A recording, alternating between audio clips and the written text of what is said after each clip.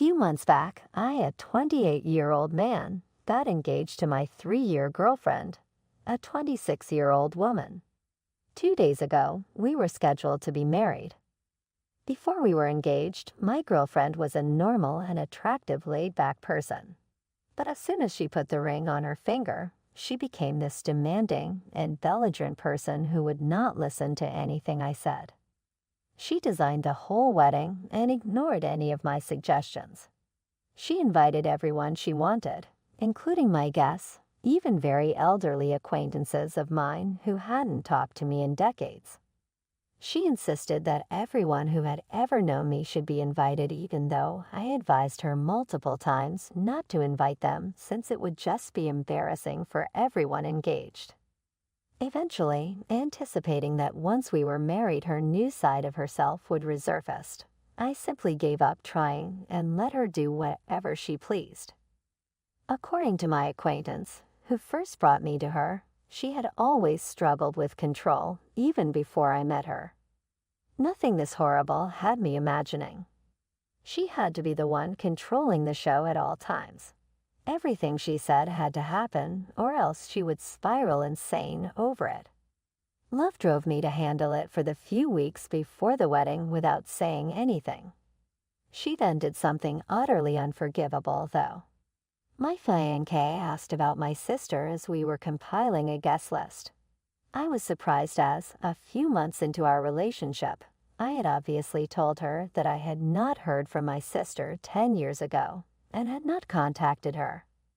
That is how I wanted it. 6 months into the marriage, she had seen the several family pictures on the walls and visited my family. Of course, she asked me who the exact female matching me was in all of my early pictures. I had to talk about my estranged twin sister. Growing up, my sister and I had not been friends despite how content we seemed in photos for our parents. We'd argued over every small detail behind the scenes. We really loathed each other and always attempted to one-up one another.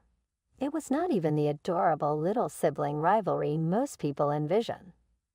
This competition continued until I passed her on my SATs in high school. Furious, she turned away from me for days following. Though little did I know the worst was still to come, I felt I had permanently beaten her once. Since both my sister and I were straight A students when it came time to find out which universities we had been admitted into, we anticipated being accepted anywhere we applied. Yale first appealed to me. Hers was Princeton. Thinking I wouldn't want to wind up at Princeton, I hadn't even given application any thought. But my buddies persuaded me to apply at the last minute, and I made a big fuss about not applying to Princeton. When I did apply, I said nothing about it as it would have been embarrassing to break my word. My sister entered Columbia, but not Princeton, while I eventually admitted into both Yale and Princeton. She had discussed attending Princeton since her senior year began, so this was somewhat devastating for her. Since I was not visiting Princeton, I intended to keep my admittance there under wraps. Although my parents most likely discovered out and chose to throw us a surprise party, I wanted no more turmoil. When my sister spotted Princeton on my cake at the party, she laughed and claimed I had destroyed her life. Although I attempted to tell her I had no idea she wouldn't get accepted, given our past, she found it difficult to trust me. She walked out in tears after a time. My parents voiced their annoyance at our continuous arguments and our desire for both growth as adults. I decided to follow their counsel and went to speak with her. Most visitors had fled following her outburst. It was dark outside. Not seeing her, I yelled her name. I suddenly felt something firm strike the rear of my skull and fell. My wrist wrapped, I woke up in a hospital room. It was dislocated since my sister had waited outside for me and struck me in the head with a shovel. Subsequently, she walked on my wrist. It still astounds me. Though I disagreed with my sister, I could never picture being this insane. I let it go. My parents persuaded me not to file charges. Following that occurrence, I never saw my sister once more or inquired of my parents about her. I have no idea where she finally landed or what college she attended. My parents sent her off. I never asked where. They stayed in contact with her, but I wasn't offended. I knew it was for her benefit. I started college after recovering and was judged fit by physicians, but I lagged far behind and battled with my grades. Because of my head damage, I also suffered regular migraines that brought back memories of what my sister had done in a flash of wrath. That year was emotionally unsettling. I went to therapy to feel like myself once more, 10 years later, and I have carried on with my life. Nobody else in the family, even my parents, never discussed my sister. Assuming that would cut off the conversation, I replied we were not inviting her when my fiancé inquired about her. Though I hadn't told her specifically what had transpired, I felt that her understanding should be sufficient given our non-communication in more than 10 years. She ought to have respected it, but she began hounding me and stopped only for several days. I would call off the entire wedding until I snapped at her and warned her that if she brought my sister up one more, then I would cancel. That appeared to quiet her for a bit. 2 days later, on our wedding day, though, I discovered what she had done behind my back. Awaiting my fiancé to walk down the aisle, I was standing before the pastor. The bride started walking when the music began. It was at this point that I saw my sister among them strolling arm in arm with one of my friends, looking as perplexed as I felt. Even my sister seemed somewhat lost. For a few seconds I was stunned and totally clueless about what was happening. At last my fiancé walked down the aisle looking quite content and grinning broadly. But I felt just rage and mistrust. Nothing else. Knowing this was her doing, I couldn't believe she would have pulled anything like this, on our wedding day, no less. I was utterly blindsided. Of course, I didn't feel especially emotional, and most of my guests could understand why I had a terrible look on my face as my bride was approaching me. I did not squander a second when she was at last standing across from me, still sporting that smile. I asked her why my sister was there when I had clearly instructed her not to invite her under any circumstances. She informed me she wanted to get married first and did not want to have that conversation. Clearly, though, it was not going to happen, not anymore. We should so discuss this right now, I told her. She said she had been able to convince my parents to provide her my sister's address and contact details by telling them I had been discussing wanting to reconcile with her before getting married. She informed me she had worked very hard to persuade them, so she might surprise me. Though she had no knowledge of what had really transpired 10 years earlier, she even dared to declare that she felt it was about time we healed with our past. Our guests waited while we were up there, debating back and forth for about 5 minutes. At last I saw that there was no reason in trying to preserve our connection anymore. I was done and had no one to interact with this woman. I therefore turned away. She called for me to come back, but I ignored her and carried on walking till I arrived at my car. I then got behind the wheel and continued till nightfall. I decided to sleep in my car as I couldn't find any nice hotels nearby. Deliberately, I canceled everything on the phone in the evening and ignored all the calls and messages from my fiancé and family. Fortunately, I had enough petrol to get back home the following day. But I chose to stay in a hotel instead as soon as I spotted my fiancé's car in the driveway. 2 days have gone by and I have not answered any of the texts or calls from my fiancé. Although my parents have also been attempting to reach me, right now I am not troubled by them. To be honest, I fell for my fiancé's lies and could not even imagine they were dumb enough to consider ever suggesting reconciliation with my sister. The least they could have done was ask me whether this was what I wanted. But they decided to think this was the kind of surprise I would have preferred for my wedding. Most of all, what she did has me really enraged with my fiancé. She had no right to sneak behind my back, control my parents, then bring my sister, who I had not seen in 10 years, to our wedding. She had produced a tremendous tangle of ideas, none of which would have occurred had she just followed what I had suggested. She sent me a fairly lengthy text a few hours ago, explaining how she had only learned what had actually transpired all those years ago from my parents yesterday after I left the wedding. She stated she should have listened to me when I mentioned I wanted my sister at our wedding and apologized for blindsiding me.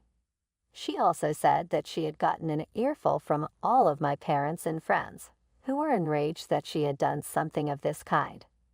She also said, though, that she felt I should have brought up the circumstances of my great falling out with my sister and the precise reason I stopped talking to her. She wouldn't have invited her then. Not least of all, I disagree with that. Though I shouldn't have to spell everything for her, maybe that would have helped. For me, it was a terrible recollection, hence I avoid discussing it. She should have also believed me when I informed her I wanted my sister nowhere close by. She should have realized that it was a terrible period for me. Nobody simply shuts off their sister for 10 years without a good cause. I would have told her perhaps someday in the future, but until then she might have simply accepted my word for it. Clearly, I am not getting married to her anymore. I'm not sure, though, whether I should also apologize to her. I'm not especially sorry about it. If anything, she ought to be the one apologizing without pointing me blame.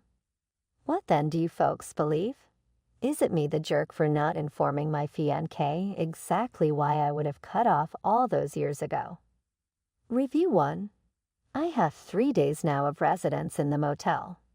I guess I was correct not to apologize. I posted my query yesterday and am back to neglecting her. Still, I did chat to my mother this morning. She told me she was really sorry for what had occurred and that she should have known I would never want my sister around. It was strange and tense. She told me that my fiancé had contacted them a few weeks ago and had essentially been trying to persuade them for weeks before they decided to share my sister's details. Since she wanted it to be a surprise, my fiancé had also pushed them into promising her they wouldn't talk to me about it. Looking back, they do believe that their choice was dumb. That they came to see that and later apologized for it makes me happy. Since I'm somewhat conflicted about my emotions right now, I'm not sure whether I feel like forgiving them just now. Yet eventually I suppose I will forgive them, just not right now. In a few days I'm coming back home, but I have to make sure my fiancé isn't there when I get back. She will obviously be the one leaving since the house is really mine. More than she deserves anyway. I will give her ample time to pack and head out. I am honestly relieved. This relationship is clearly gone now.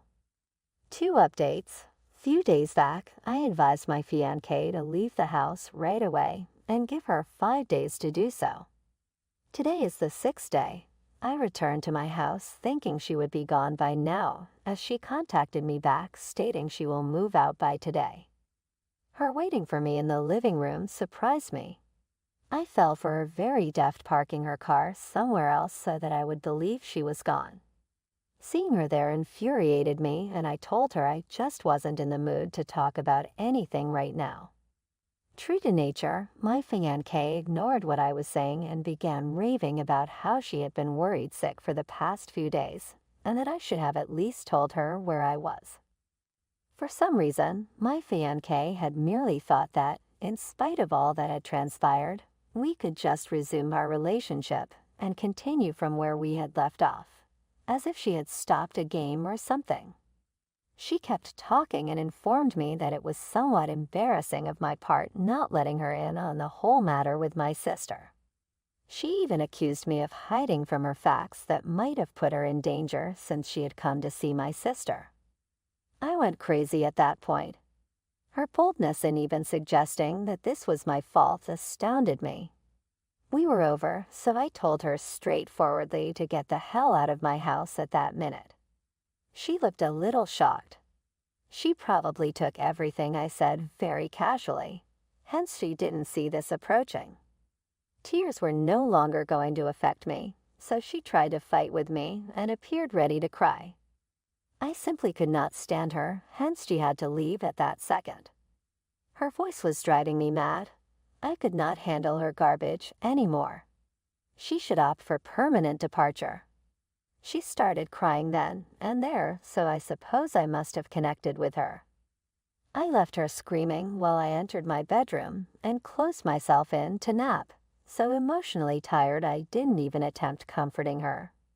I have to have been asleep for some time since my fiancé vanished and the outside was dark when I woke up. She would have returned later to pick her belongings, but for now I am alone and have some time to consider and organize all that has happened this week. 3. Update. My fiancé departed 3 days ago, but she has been phoning me every single day since she cannot face the reality that we are done yet.